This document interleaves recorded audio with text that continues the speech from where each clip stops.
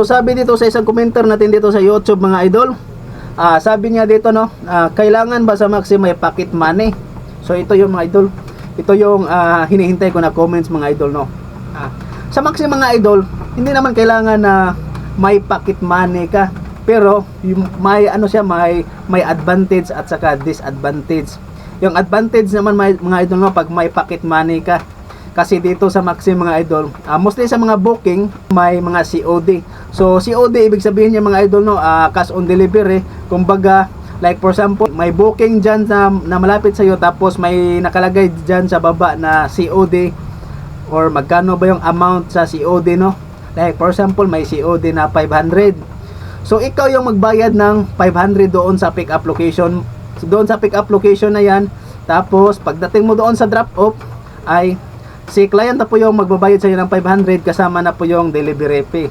At make sure lang po no na hindi yon scam yung kinukuha mo na booking na yan. Dapat legit na yan. Tapos mag-ingat sa mga meet up na client. So mag-ingat kayo diyan. Dapat mas maganda pag makita nyo doon sa apps is regular client. So pag ganyan, so legit yan. Mas maganda pag yung pick up is sa store lang. Sa store lang no. Pag meet up lang no, so dapat wag mong kalimutan no na magkuha ka ng picture.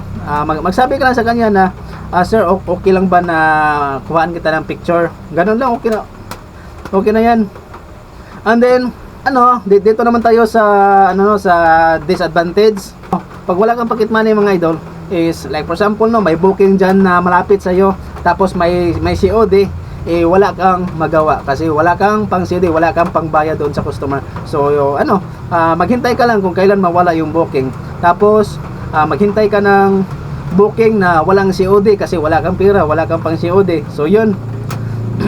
Tapos pag ganyan no, pag ganyan na wala kang pang COD, yung yung inasahan mo lang diyan na booking is kailangan i-turn on mo yung auto assignment filter para kung may mga booking na malapit sa iyo tapos walang COD, ay kusa siyang papasok sa apps mo na hindi mo na kailangan i-request, mo na lang, pag pumasok i-accept mo na lang. Yun po yung kaibahan sa may pocket money ka or walang pocket money. Pero sa akin yung yung masasabi ko lang dito or masuggest ko sa inyo, so dapat may pocket money kayo na kahit 500 lang or 1K pababa, okay na po yan. Wag lang 1K pataas, wag ka lang kumuha ng mga COD na 1K pataas. Kasi mahirap na po no, mahirap na pag tayo ay ma-scam.